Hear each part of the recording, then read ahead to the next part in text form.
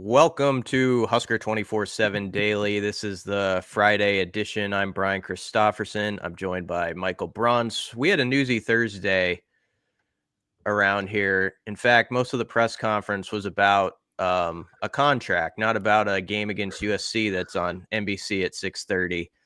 But it made sense. It was a big talking point, and Matt Rhule got an extension of 2 years. I'll just start with this, Bronson, and then we can branch out. Okay. What what was like your lead takeaway when you looked at the contract, when you look closer at it, that like I guess Troy Dannon was able to get done with that?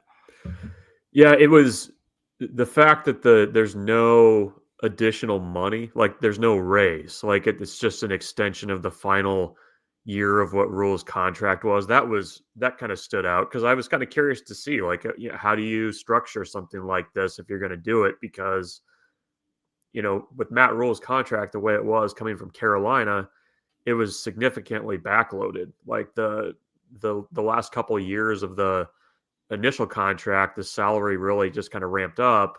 So there really wasn't a ton more room that you probably could have gone upward with the number, I think. And the fact that there's not new money there, you're adding it onto the buyout, about $22 million. You're kind of resetting the buyout in some ways if you fire Matt Rhule Mm-hmm. is there. But I think that was kind of my big takeaway. I like the fact that it's you have the extra $1 million for every college football playoff appearance. I mean that feels like a reward that you should be something you should be rewarding.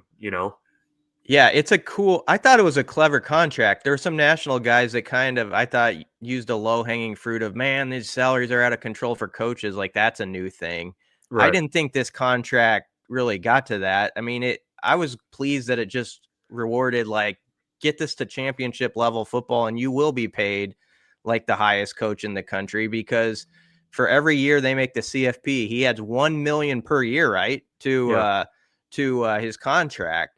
And that's the sort of thing where no one's going to even flinch in this state if that happened. They'll be like, whatever. He's making Yeah. 20 million now. Okay. If you're playing in the college football playoff.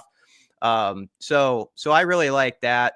I guess as you heard Rhule kind of speak through like the timing of this and getting it done. Obviously, it's a huge recruiting weekend, and there's recruits that hear all the speculation and stuff. What do you take away from just what Matt himself had to say about the deal and sort of getting it done now? Yeah, it wasn't all that different from what he said when he was asked about the Penn State opening and kind of jobs that he was, being kind of kicked around for. Like I believe him when he says he legitimately likes it in Lincoln. Like I have that's never been something that I've doubted since he's been here. I mean, he's said it constantly. I think he's been a better advocate for the university probably than any coach that Nebraska's had in this century. Mm-hmm. Like he's not from here, but I think he gets it. Like he understands Nebraska fairly well. Um, and it's you look at the contract, and he didn't really say this, but I mean, he's kind of betting on himself a little bit. Nebraska's betting that he's the guy, and that's really all a contract extension is you're kind of you're pushing a few more chips into the middle of the table that you found your guy. And Nebraska's done this before with other coaches. It hasn't worked out, but it felt a little less. It I think it was an appropriate reaction to what's going on right now in Yeah. college football without having to basically mortgage the farm. I feel like people have to really think through, like, if you got caught with your pants down right now without a coach in this climate, like what the next season would look like. I understand the portal, you can flip a roster dramatically and stuff, but with their schedule and everything, you like, man, 26 would be rough stuff if you had to flip a coach right now. And you see some of the openings that are already out there and that are gonna pop. I mean, it's gonna be an elbows out deal to try to get coaches. I thought what was interesting too, Bruntz, was he used the word alignment in his first interview, and then I asked him about that word. And Mm-hmm. when he got here, Ted Carter was the president, Trev Alberts was the AD. Both of them were gone pretty soon, and everybody will remember Rhule had kind of that dramatic press conference when everybody was kind of like crap was hitting the fan. They're like, is this going to be all right? And it's kind of interesting how it's worked out that he really likes President Jeffrey Gold and he really likes Troy Dannon. They seem very much in step with each other, which I don't think can be underestimated in this era of college football. I think if you're out of step there, you don't have a chance. No. And I mean, you've seen, you're seeing a pretty darn good example of that at other schools right now that are going through searches. The governor's going to hire the LSU coach, I think. Yeah. And apparently completely redo how coaching contracts are done in the process. Good luck with that. But no, I mean, it's funny. Like there's alignment, and I mean, you think about it too. Like, what do you think Matt Rhule's been told no much on stuff? Like, I feel like if he's got an idea and it's, to grow the program, more staff, better hot tubs, infrared saunas, whatever it is. I mean, I don't think that he's having to really like go to the mattresses to get it. Like I think there's a lot of trust in kind of what his vision is. I think it aligns with Troy Dannon. Godfather reference. I like it.